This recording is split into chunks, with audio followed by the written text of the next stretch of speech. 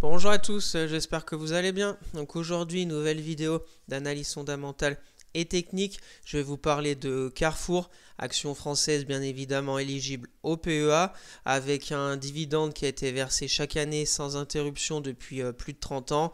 Et en ce moment, on est aux alentours de un peu plus de 3% de rendement sur dividende. Donc n'hésitez pas à vous abonner à la chaîne, à partager la vidéo, à me lâcher un maximum de likes, ça me ferait très plaisir. Si vous avez des questions, n'hésitez surtout pas à me les mettre en commentaire, je serais ravi d'échanger avec vous. Pour me suivre sur Twitter où je mets pas mal d'infos concernant la bourse, mes analyses techniques, mes suivis de trades court terme, etc. Le lien est dans la description.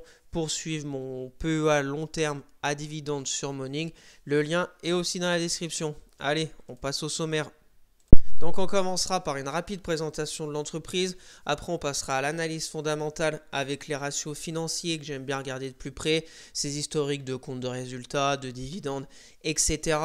Ensuite on passera à l'analyse technique sur TradingView comme d'habitude en données plutôt hebdomadaires pour bien voir la tendance de fond de Carrefour et essayer de trouver des zones clés à surveiller, sans oublier sa droite de régression que je vous mets pour chaque analyse. Et en conclusion, je vous donnerai vraiment mon point de vue, les choses positives et négatives sur Carrefour. Bien sûr, je ne suis pas un conseiller financier.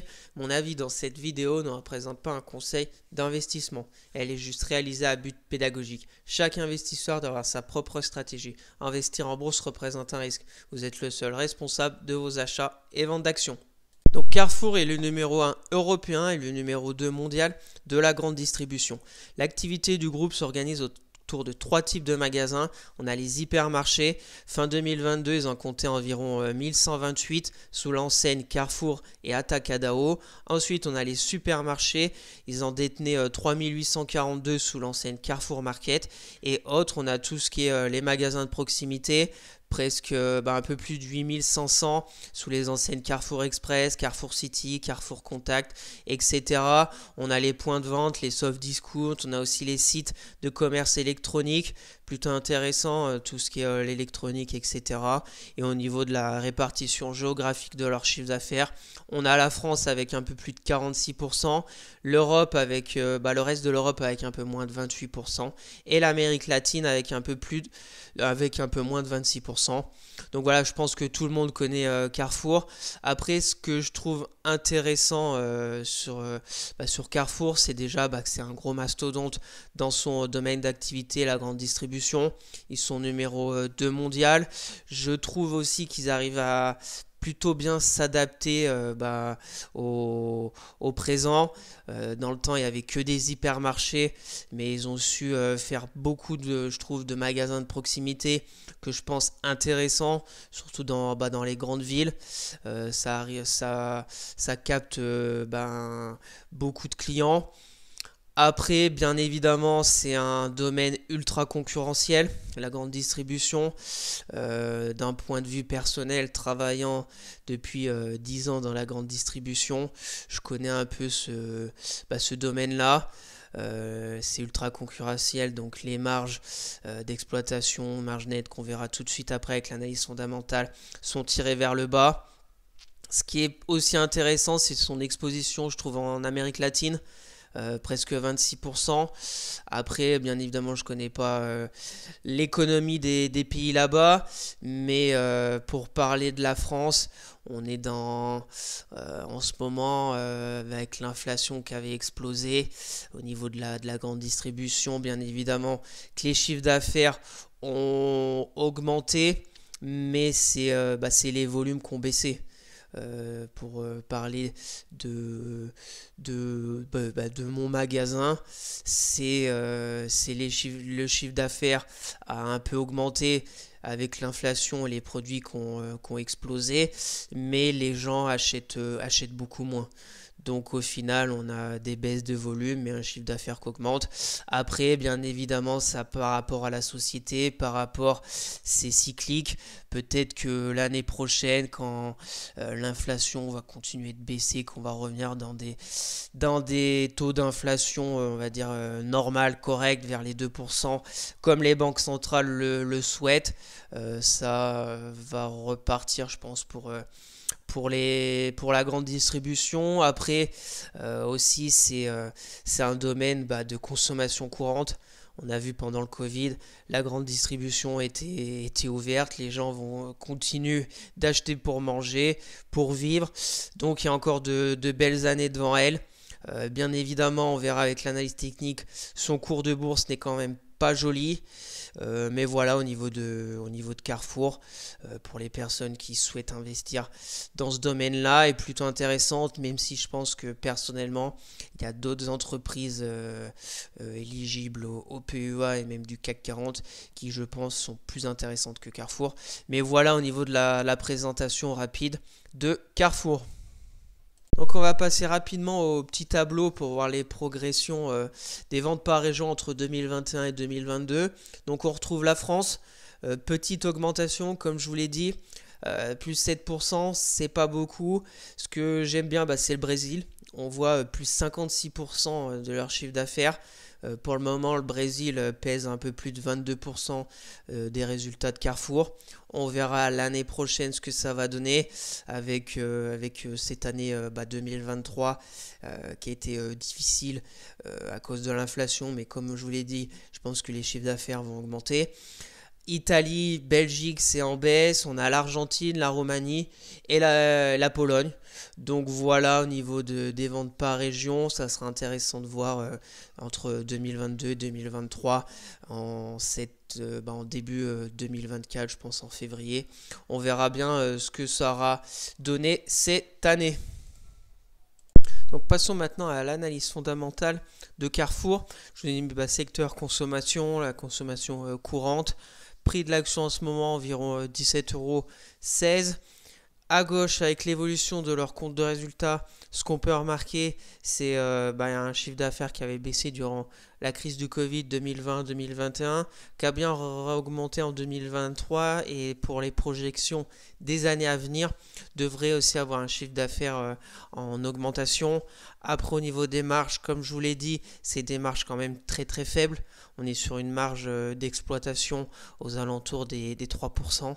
Donc c'est très faible, mais bon, c'est le secteur en lui-même qui tire les marges vers le bas, comme je vous l'ai expliqué, la grande distribution. Ensuite, au niveau du dividende de Carrefour, intéressant parce qu'un dividende sans interruption depuis plus de 30 ans. Donc c'est quand même un bon point positif. Après, comme on voit sur ce graphique que j'ai récupéré sur Morning, on voit que en 2011 on était à plus d'1 € de dividende. Après ça a baissé, ça a augmenté, ça a rebaissé avant le crash du Covid et après en 2021 ça a augmenté. Donc c'est un dividende qui est quand même pas stable, qui est ni stable ni en constante augmentation. Donc voilà, positif parce que plus de 30 ans, le rendement, on est sur des rendements supérieurs à 3%, donc c'est pas mal non plus. Ensuite, au niveau des ratios financiers que j'aime bien regarder de plus près, on a le ROE, qui je vous le rappelle, c'est le résultat net divisé par les capitaux propres. Plus il est élevé, plus les capitaux utilisés sont rentables. Là, c'est intéressant au niveau du ROE de Carrefour parce qu'on voit que chaque année, ils arrivent à l'augmenter. On était à 9% en 2019. En 2022, on est ressorti à plus de 12%. Donc, très bon point positif au niveau du ROE. Ensuite, au niveau des dettes, le leverage, c'est la capacité de l'entreprise à rembourser sa dette. Il exprime en combien d'années l'entreprise est capable de rembourser sa dette au moyen de son EBITDA. Donc là aussi, c'est un leverage très bien maîtrisé. On voit jamais au-dessus des 2 fois. Donc rien à signaler au niveau des dettes. Ensuite, au niveau du PER, qui correspond au nombre de fois que le bénéfice net par action est capitalisé dans le cours de l'action. Plus le PER est élevé, plus la société est jugée chère en termes relatifs bien sûr. Donc là, bien évidemment, on verra avec l'analyse technique que son cours est plutôt en baisse. Donc on a un PER aussi qui baisse parce que comme avec le bénéfice net par action que je vous ai mis comme d'habitude, maintenant que je vous le mets en bas à gauche, on voit un bénéfice net par action qui est intéressant en 2022, 1,80 €. On voit 2019, 1,43 €. Donc comme ça correspond pour le calcul du PER, et on verra tout de suite après le P/E ratio, et puis bien évidemment le dividende. Voilà, ça nous fait un PER en dessous de 10 pour 2022, on verra 2023, mais c'est une action un peu comme son secteur. C'est pas une action, on va dire, qui fait la une. C'est un peu mou. C'est pas dans l'air du temps, on va dire. La grande distribution, Carrefour, c'est une très vieille action, mais qui est un peu délaissée par les marchés, à juste raison, je ne sais pas. Mais voilà pourquoi le PER est assez faible.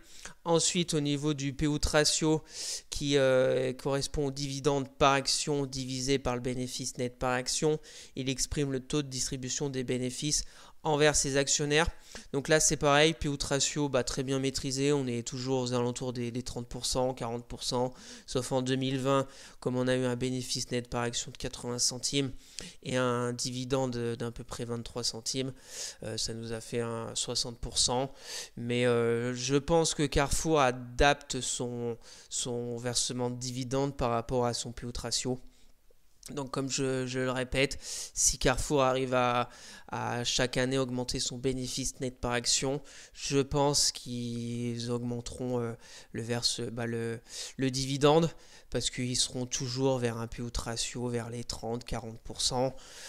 Donc voilà, c'est un P/E ratio qui est correct. 30%, c'est très intéressant. Aussi, ça permet de réinvestir le reste, sachant qu'en plus, dans ce domaine-là, il y a quand même des investissements pour rester toujours au top vis-à-vis des clients. Et le nouveau petit ratio financier que je vous ai rajouté il y a peu de temps, c'est le price to book, le PER, qui, je vous le rappelle, je vais vous lire un peu la définition. Le PER mesure le rapport entre le cours de l'action et le BVPS.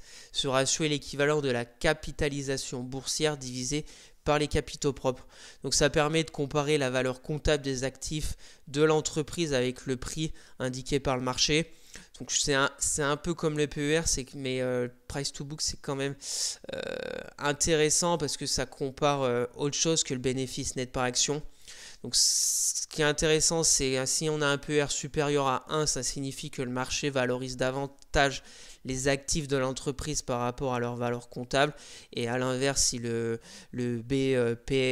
PBR est inférieur à 1, ça signifie que le marché sous-évalue les actifs de l'entreprise par rapport à sa valeur comptable. Comme la majorité des ratios financiers, bien évidemment, le price to book varie en fonction des industries et des secteurs d'activité, et un price to book plutôt faible peut être intéressant pour un investisseur, mais faut faire attention parce que bien évidemment un price to book trop faible peut aussi signifier que la société rencontre des problèmes. Donc il est intéressant de regarder cet indicateur avec le RE. Comme on a vu le RE qui est plutôt intéressant, en constante augmentation et supérieur à 10%, et on a un price to book qui est toujours aux alentours des 1 fois. Donc voilà, c'est, on va dire, le juste prix à peu près vers ces 17 € pour Carrefour.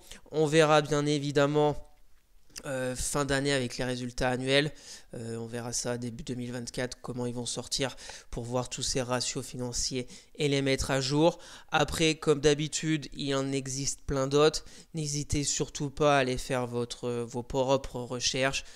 Déjà, allez sur le site de Carrefour, la partie bourse. Il y a plein de données intéressantes pour les personnes qui souhaitent plus se plonger dans cette analyse de cette entreprise. Voilà, là c'est un échantillon de ratios financiers.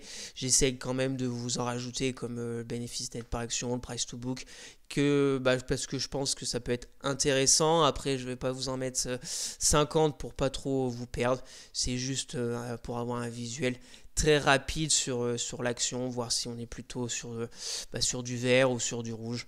Donc voilà au niveau de Carrefour, qui fondamentalement n'est pas si décevante, même si c'est pas, vous l'aurez compris, ma tasse de thé quand même, la grande distribution. Je pense qu'il y a quand même des actions plus intéressantes.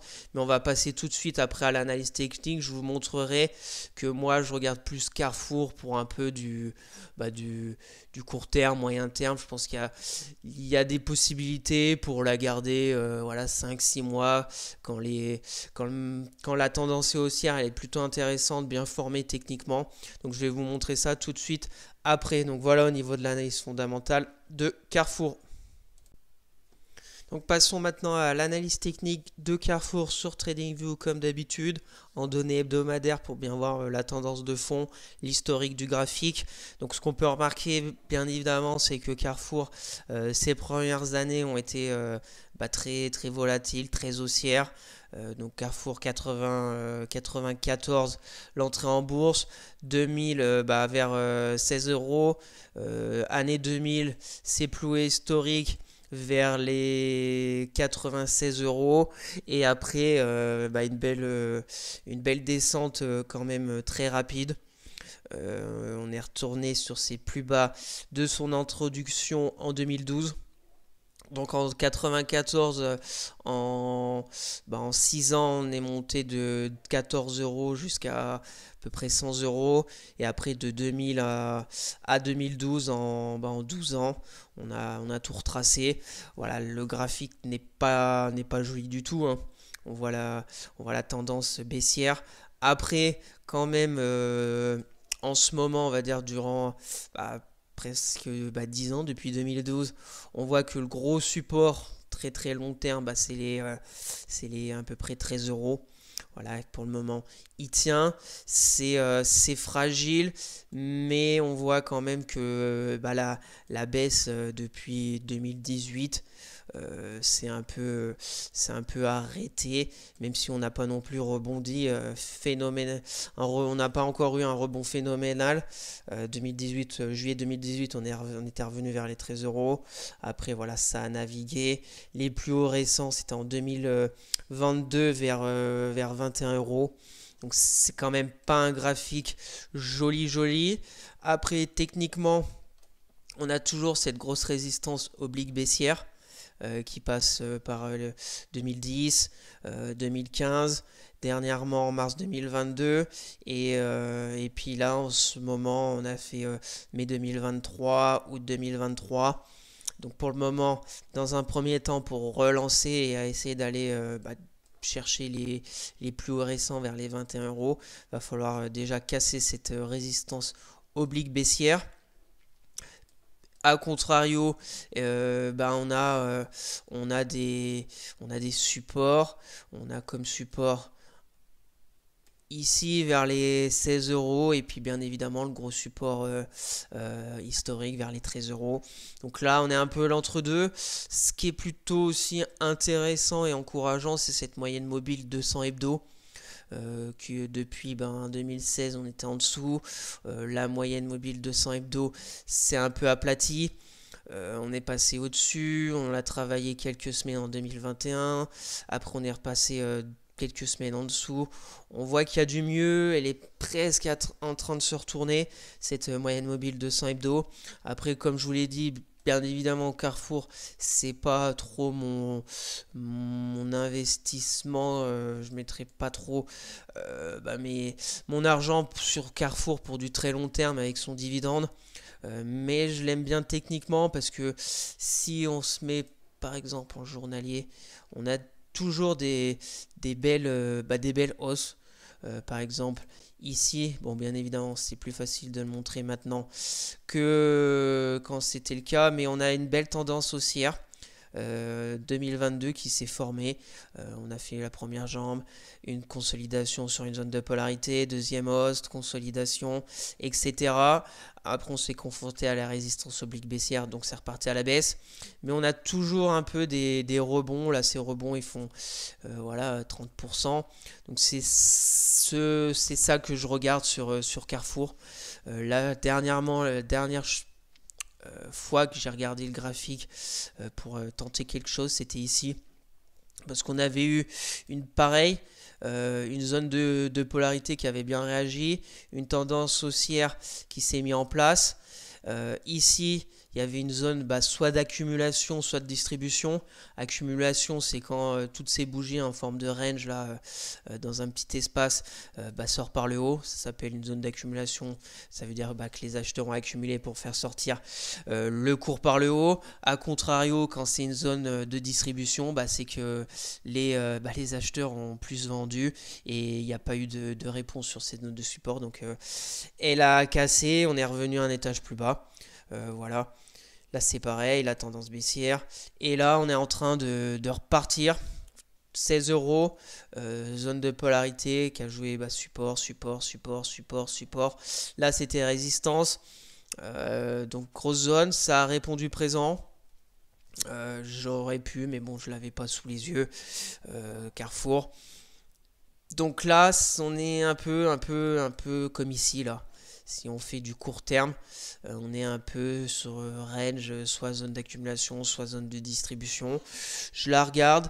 Après, c'est pas trop le sujet de cette vidéo, parce que je vous parle plus pour de l'investissement long terme. Donc pour les personnes intéressées par du Carrefour pour du très long terme, la zone c'est vers 13 euros, toute cette zone ici entre 14,50 € et 13 euros, c'est toute une zone de support qui a priori pour le moment tient. Donc à voir si on revient, ça nous fait quoi? Si on revient, ça fait encore une baisse à peu près de 20%. Si on a encore une baisse début 2024 de 20%, je regarderai pour pourquoi pas retenter encore un rebond. De toute façon, quoi qu'il arrive, plus on va avancer dans le temps, plus on va être, quoi qu'il arrive, si on fait encore comme ça, je ne sais pas, mais plus ça va aller, plus il va falloir se confronter cette résistance oblique baissière ou à ce gros support. Parce que plus ça va être serré au niveau de ces deux zones. Donc curieux de voir par où elle va sortir. Voilà au niveau de l'analyse technique. Pour conclure, bien évidemment le graphe est pas joli. On est sur une très grosse tendance baissière qui a ralenti ces derniers mois, dernière année. À voir dans un premier temps si elle casse sa résistance oblique baissière pour aller plus haut. Dans un deuxième temps, si on retourne vers ce support entre 12,50 € et 14,50 €, 2 euros un peu d'espace. À suivre pour les personnes intéressées pour du Carrefour, pour du long terme avec son dividende. Bien évidemment, dans cette zone, ça peut être intéressant pour commencer à bâtir une position long terme. Et de toute façon, bien évidemment, quand je parle d'investissement pour du très long terme, aucune action on n'est pas obligé de garder l'action à vie. Bien évidemment, quand je vous parle d'Air Liquide, Total Energy ou LVMH, mon but c'est de la garder à vie, 20 ans, 25 ans, je ne sais pas, mais rien n'empêche de revendre l'action quand vous le désirez. Carrefour, je la garde pour, comme je vous l'ai dit, pourquoi pas la garder 5-6 mois, voire une année si elle revient vers les 13 euros et essayer de, pourquoi pas revenir vers les 21,30 € et prendre sa plus-value, plus son versement de dividende avec plus de 3% de rendement. Mais voilà, après vous pouvez très bien commencer à bâtir une position pour du long terme et on ne sait pas, dans le futur, peut-être que Carrefour va avoir des bonnes idées. Fondamentalement, c'est pas dégueulasse. Donc elle peut très bien remonter la pente, revenir sur des plus hauts, sachant qu'on est très bas. Affaire à suivre, mais bien évidemment, à contrario, ça peut encore aller plus bas. Donc voilà techniquement Carrefour. Voilà au niveau de Carrefour et de l'analyse technique. Donc passons à la droite de régression de Carrefour, comme je vous le mets pour chaque action. Donc comme vous voyez, c'est quand même pas du grand art. Quand on a une croissance annuelle qui, je vous le rappelle, ce graphique c'est avec dividendes réinvestis, on est sur une moyenne de moins de 1% par an. Donc voilà, c'est vraiment très très faible. C'est une droite de régression qui est presque à plat. Donc voilà, comme d'habitude, c'est à titre indicatif que je vous mets pour chaque vidéo. Au niveau de cette droite, on serait en dessous de, entre guillemets, sa juste valeur qui serait vers les 19,60 €. Voilà, après on voit quand même qu'elle ne suit pas vraiment cette droite. On était dans les années 2000 très très haut, après on a chuté très bas vers 2012. 2020 avec la crise du Covid, on était aussi assez bas. Là, on commence à remonter un peu la pente. Donc, affaire à suivre. Donc, voilà au niveau de sa droite de régression de Carrefour. Donc pour conclure cette vidéo sur Carrefour, donc déjà son métier qui est plutôt délaissé on va dire par les investisseurs, parce que voilà, c'est pas entre guillemets sexy d'actualité, la grande distribution, quand maintenant on parle d'intelligence artificielle, de technologie ou même le secteur du luxe, mais c'est quand même une entreprise qui a de nombreuses années dans le CAC 40. C'est une entreprise fondamentalement qui est quand même assez solide. On a vu son métier, numéro 1 européen de la grande distribution, numéro 2 mondial. Donc c'est quand même un gros mastodonte dans son secteur d'activité. On a vu la répartition aussi de son chiffre d'affaires géographiquement. Je pense que c'est intéressant son exposition à l'Amérique latine, qui est quand même des pays encore en développement. Donc affaire à suivre. Après au niveau des ratios financiers, c'est plutôt intéressant. Le ROE au-dessus de 10%, un rendement sur dividende au-dessus des 3%, un dividende qui a été versé sans interruption depuis plus de 30 ans. Après bien évidemment, marge d'exploitation très faible. Ça c'est par rapport à son secteur d'activité qui est ultra concurrentiel. Donc voilà, au niveau de son cours de bourse avec l'analyse technique, on a vu que c'était quand même une tendance baissière très long terme Carrefour, même si depuis quelques années on a peut-être atteint le seuil plancher vers les 13 €. Affaire à suivre, voilà au niveau de la conclusion de Carrefour. Faites attention si vous voulez vous lancer dans cette action. Moi je la regarde comme je vous l'ai dit pour plutôt faire du swing trading, la garder quelques semaines, quelques mois, mettre un stop de protection et puis voir si elle arrive à rebondir et puis encaisser ma plus-value latente sur ce titre. Donc voilà au niveau de Carrefour. Donc merci à tous d'avoir suivi cette vidéo. J'espère que ça vous plaît, ce genre de vidéo d'analyse fondamentale et technique sur un peu toutes les entreprises, que ce soit les entreprises qui font on va dire l'actualité, la une, les grosses mastodontes et puis un peu les entreprises qu'on parle très peu souvent, qui sont un peu délaissées même si elle est dans le CAC 40 comme Carrefour. Donc n'hésitez pas à vous abonner à la chaîne, à partager la vidéo, à me lâcher un maximum de likes, ça me ferait très plaisir. Si vous avez des questions ou vous me donnez votre avis sur Carrefour, n'hésitez surtout pas à me le mettre en commentaire, je serai ravi d'échanger avec vous. Je vous rappelle pour me suivre sur Twitter où je mets pas mal d'infos concernant la bourse, le suivi de mes trades court terme, etc. Le lien est dans la description. Pour suivre mon PEA long terme à dividendes sur Morning, le lien est dans la description. Sur ce, je vous souhaite une excellente fin de semaine et on se retrouvera samedi pour une nouvelle vidéo d'analyse graphique. Allez, bye!